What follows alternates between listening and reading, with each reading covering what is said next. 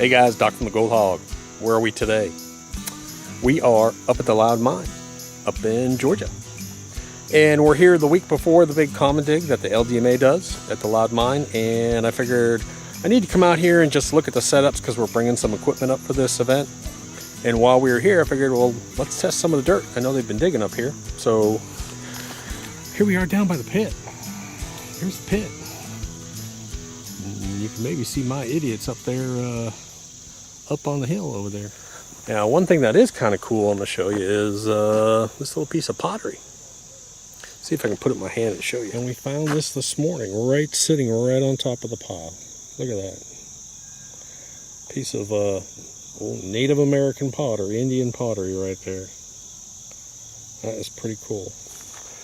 So there's not a whole bunch of gems over here. Now, we did come out here and we did find a big piece of quartz, which I'm going to bring back down here next week.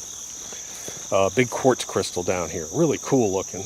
But I wanted to show you, they've been down here excavating this pit, and figured I'd come over here and test some of the dirt that they were excavating, just for the heck of it. Make everyone drool, hopefully. But it's pretty cool dirt. Let's take a look at the dirt that they've been digging up. We're just going to grab about 4 buckets of this dirt, but you can see there's quite a bit over here. My guys, we're going to get bit by a snake. But we just got about, we'll probably run maybe 10 buckets of this stuff, but you can see all the river rocks in this. I mean, there's just river rocks all inside of this. Quartz. Lots of gravels. Look at those rocks over there, those round river rocks over there. But again, just like dredging, this is real spotty, so you never know where you're going to hit good gold. And you come over here, look at this over here. This is almost like a saprolite layer right here. Almost like it's decomposed bedrock. It's just some cool stuff. Then you come over here and you got this brown sandy mix over here. Again, I don't think it's going to be good, but you never know. This is a lot of times if you run into a patch of fine gold, see how this is kind of clay looking. There's not a whole bunch of big rocks. A lot of times you're running into a bunch of fine gold up here. Find anything interesting? Yes, I did. What'd you get? Holy cow, look at all that pottery. That is all. Here, turn it over in my hand. Turn it over in my hand. That is all pottery. Native American pottery. Indian pottery, Native American. Whatever you want to call it. Very cool. So the idiots are down there hunting. That's my loving and affectionate term for them. But you can see, I mean, we've got all kinds of river gravels, all kinds of river rocks. We're going to take a few bucks of this. The way we're going to test it today is we're going to put it in a hog pan. We're going to concentrate it down real quick. It takes us a minute to do a whole 5-gallon bucket. So we can concentrate it down. I think what I'm going to do is I'm going to set up my multi sluice in the back of my truck. And what I'm going to do with the multi sluice is run this stuff and just test it for gold. What'd you find? Holy cow. Look at that one. Can you see it? Sure didn't come from Home Depot.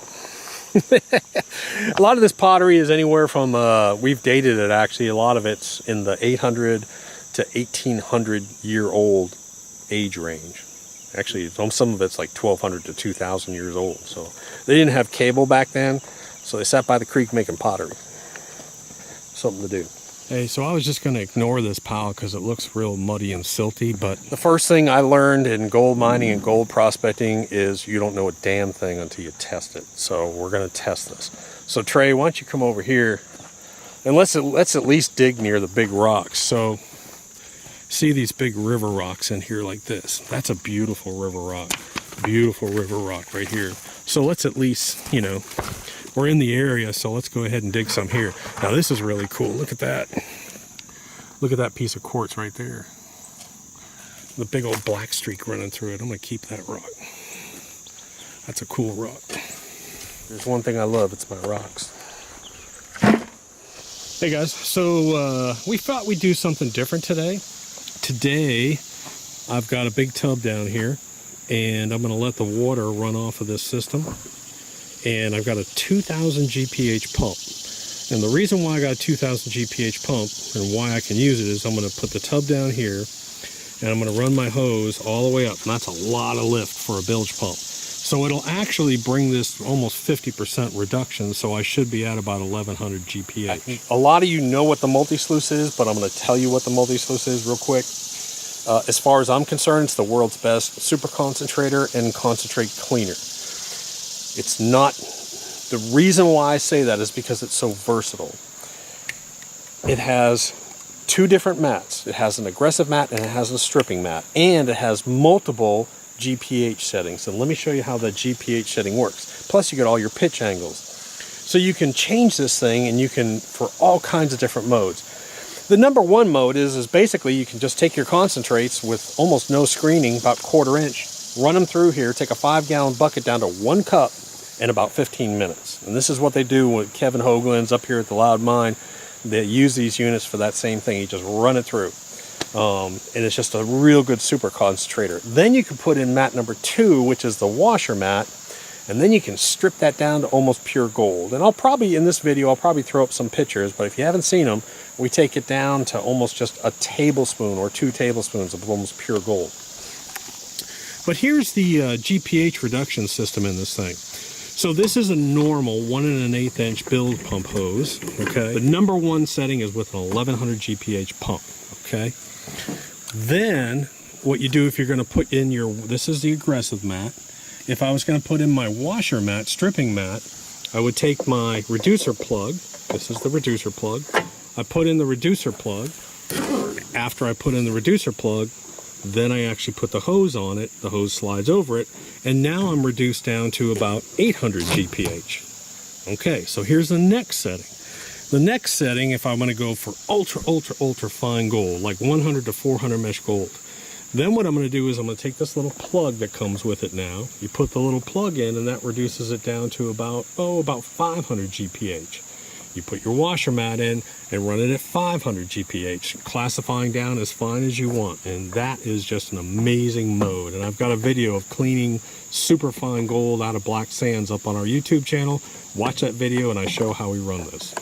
All right, but today I'm taking both these out. And what I'm gonna do is I'm gonna run it in the full mode. Of course, this is a removable header box. Removable header box just has a bungee cord on it. The mat slides up in here. We create a nice little U up in here in this mat. It comes down and we've got a mix of Talon mat, Razorback, downdraft, Razorback, and downdraft. And this is the aggressive mat. The wonderful thing about this, folks, and I can't stress this enough, the number one reason why so many people like the Multi Sluice is they don't have to classify to 1/8 of an inch, and that is huge. I mean, it is really big, especially in areas where you might have a chance of gold. If you have 5, 10, if you have 20 gallons of concentrates, classifying down to 1/8 is just a real pain in the butt, and you have a chance of losing gold. So the nice thing about this system is you can classify to 1/4 of an inch, run everything through on the aggressive mat at 1/4 of an inch. And you'll probably, just on that first run, you'll probably have anywhere from 95 to 99% of your gold by weight sitting in that sluice. And you've reduced, let's say, a 5-gallon bucket of concentrates down to 1 cup. That's the first step. But the nice thing is you don't have to worry about any nuggets. You don't have to go digging through all your tailings and trying to see if you've lost nuggets. Because I'm going to show you a piece of gold that I found here just a couple weeks ago that's bigger than 1/8 of an inch, that will not go through an 1/8 of an inch screen, and we would have missed it if we were running 1/8 of an inch. And we were running it through the Multi Sluice. Matter of fact, I may grab that to show you here in a minute. Okay, this is a piece of gold we found not too long ago and not too far from here. But this little piece of gold right there, it's not huge, but that piece of gold will not go through an 1/8 of an inch screen. It's not a huge piece, but I'd say probably every few hundred buckets down here, you're going to find one of those. And that will not go through an 1/8 of an inch screen. So that's why I'm saying if you're down in the southeast, you're best off not to screen to 1/8 of an inch, especially if you're running a lot of material. If you're just running a little material, you can search through it. But if you're running a lot of material, keep your screen size to 1/4 of an inch. That's definite recommendation. that's what we're doing. We've got this set up. The guys are going to take the hog pan. I'm going to shoot them. They're just going to concentrate it down for me in the creek and wash it so I don't have the water's not as muddy. And it'll take, you'll see, I'm going to have them run all 4 of these buckets and put it into one bucket. And you'll see what I have left to run through here. It's pretty simple. Okay, so what we're doing is we're filling up the hog pan. And we got probably about a gallon and a half inside the pan. And then he's going to take that and he's going to work that down in the creek. Just going to dip it down in, let the material. Now this is raw pay, so he's going to have to probably work it a little bit more, but what I wanted to see is I wanted to see what this looks like now. So basically he's down to rocks. So now he's just going to sort of let the rock sort of slide out, dip it down, let the rock slide out. And now he's going to turn it over in the bucket on the other side. The gate will open. Just rinse it out. And the dirt comes out. So there they are. They're filling up the hog pan. A little bit more than that will do. Because it's actually, that dirt's working down really quick. Take it down. It's going to work it.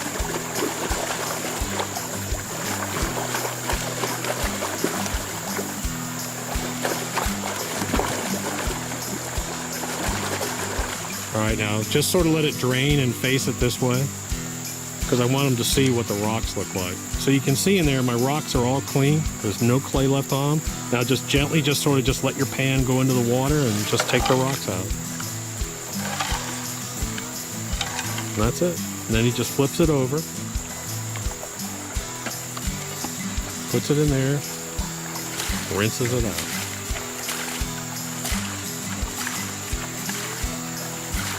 The biggest concern you really got is not spilling your bucket in the creek. All right, guys, so what we've done is we got about 4 buckets run, and we've taken it down to, it's about 1/3 of a bucket. So we've taken it down 4 buckets down to about 1/3 of a 5-gallon bucket here. And it's pretty much classified sort of down to, there are some other rocks in here, but, you know, most of the material is probably 1/4, 1/2 inch. So now I can set it up and run it through here. All right, guys, so here's my setup. Gonna have everything fall into the bucket. I got my pump sitting on here. I might need a little more water in there.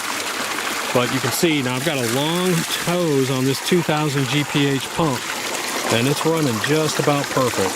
Perfect water depth in here for this thing. So anyways, what I'm gonna do now is I'm just gonna take this 1/3 of a bucket. It's gonna take me 5 minutes to run it through.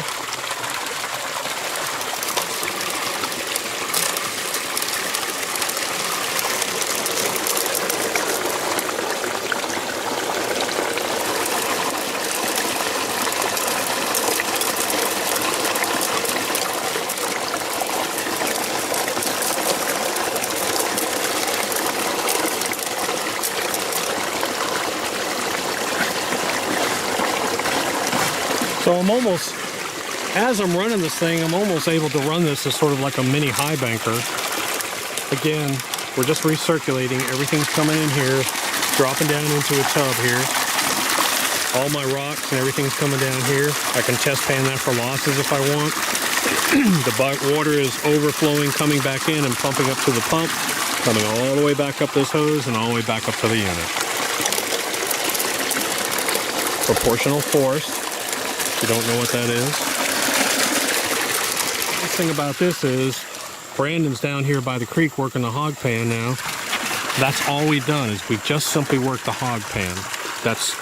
What he's running is straight from the hog pan, straight into the multi sluice, and I'm gonna have 4 buckets.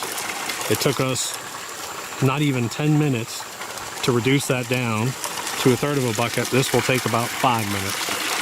So I've got 4 or 5 buckets worked down in 20 minutes total. Just set it in there and let go. There you go. And that's one of the things, Kevin likes this because it doesn't impact what happens down here. The water just goes around the scoop. So you can literally put the scoop in there, walk away, go get a beer from the fridge, and then come back. Or run another bucket. Or run another bucket, do what you want. Very nice. Let the water just dissolve it away.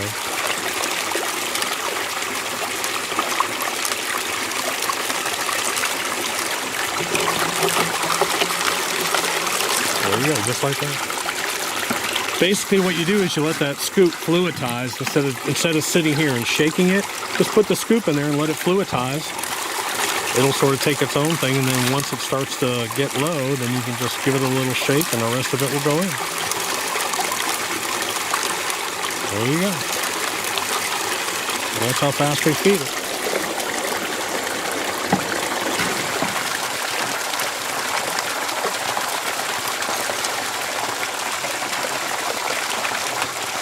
That's it. Again, it wasn't even 5 minutes. Let's shut it off.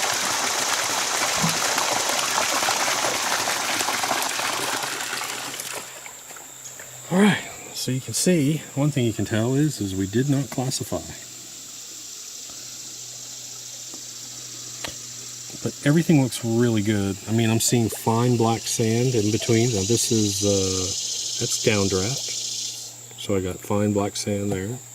Razorback, I got fine black sand here. And your talon, when you run it in this mode, your talon will always have bigger rocks in here, and that's fine. That's what you want to see with the talon. So now I'm going to do what we call concreting, which may or may not work because this hose is really heavy. What I'm going to do is I'm going to tip this, and I'm going to concrete up my mats. So I'm going to drain my water. So now that's what we call concreting the mats. If you have a bunch of water in here and you take this mat out, Gold is going to want a solution. So you always concrete them up.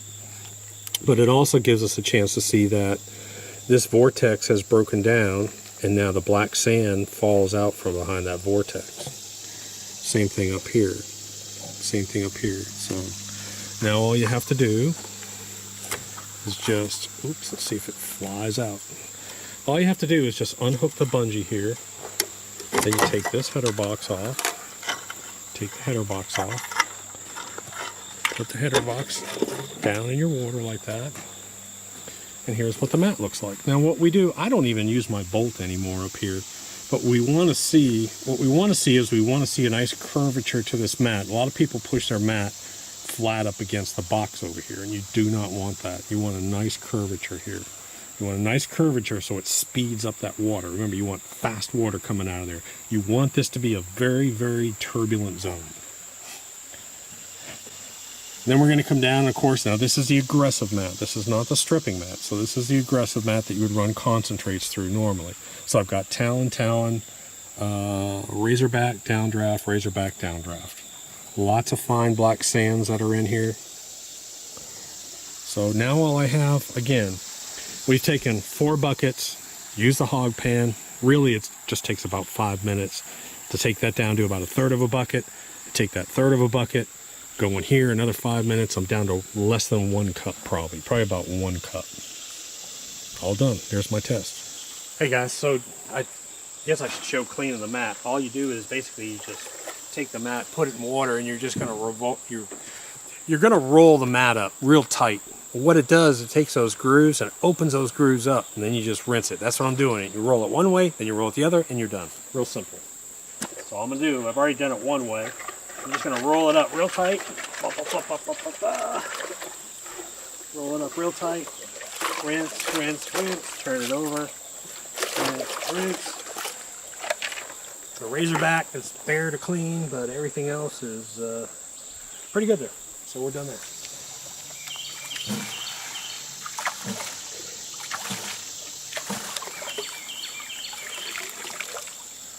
All right, so that's what I end up with. I end up with that's about just under a cup of concentrates. If I were to run 3 5-gallon buckets through here, I'd have the same amount. The mats are going to hold the same amount every time. They're going to hold about just under 1 cup. So now all I have to do is pan this.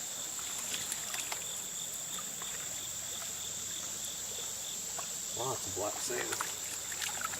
Piece of gold, we better stop. And that's about right for Georgia Gold. That's actually not bad for Georgia, to be honest. If you've ever run Georgia Pay, run 5 buckets, that's not bad. I've got some colors. I've got colors up here that are like 100, 200 mesh gold too.